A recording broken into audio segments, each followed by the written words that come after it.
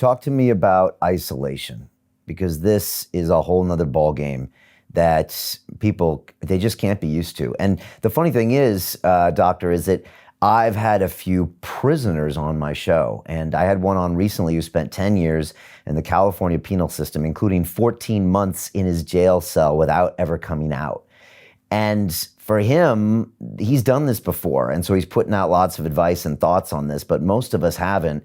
What do we need to know about isolation, and what do we need to know about how we can deal with it without freaking out? That's the scientific term. I use that one as well. We're freaking Right. out. Freaking out. So there are a couple of things to keep in mind. One is humans are social creatures by and large, some outliers there, but generally, we are social creatures. So not being able to interact with each other is really tough. That's why solitary confinement is the strictest and most tortuous, in my opinion, thing that prisons use, because, solitary confinement really, it really breaks the psyche. So the second thing to keep in mind, I'm thinking of a study that was published about 5 years ago where this research group gave people 15 minutes alone in a room by themselves. And so they took away all their social media, they took away all their technology, and just said, sit with yourself, see what that's like. And people thought it was terrible. There was one part of the experiment where people chose to shock themselves when given the choice. They'd rather shock themselves than be alone with themselves. So what that points to is that when we don't know how our minds work, when we haven't trained our minds, it's really hard to be with ourselves because we're addicted to distraction, basically. I wrote a chapter about that in my book. We're literally addicted to distraction. So it's just like taking away anybody's drug of choice. Of course, we're going to go into withdrawal.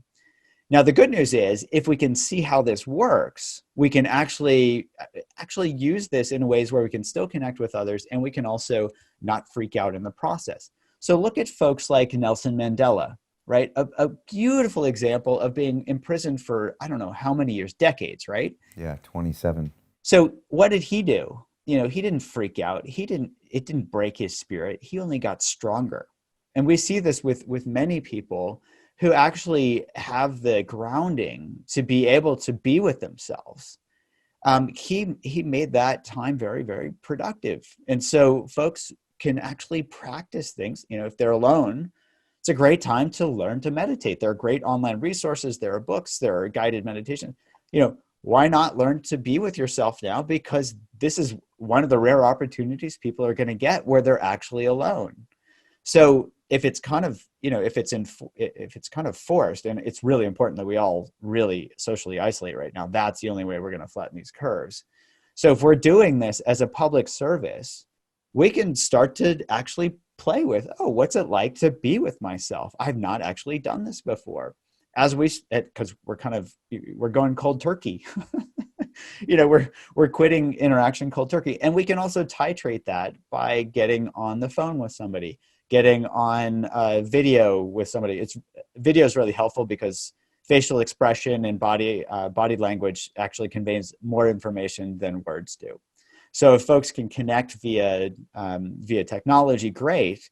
But when they are alone, great opportunity to learn about themselves. Who doesn't want to know more about themselves? All right. So use this time to invest in yourself. Don't use this time to freak out about being alone. Yes.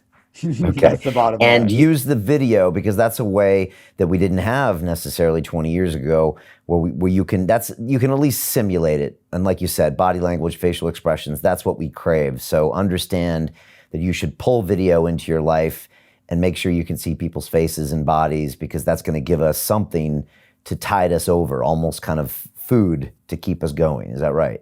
Yes, absolutely. So don't just go cold turkey and call people on the phone and just say, I'm going to go solitary confinement for the next 3 weeks and see how hard I can be. That's probably not a good idea. No, that's akin to saying, I'm going to go torture myself for 3 weeks. Doesn't sound like a great idea to me.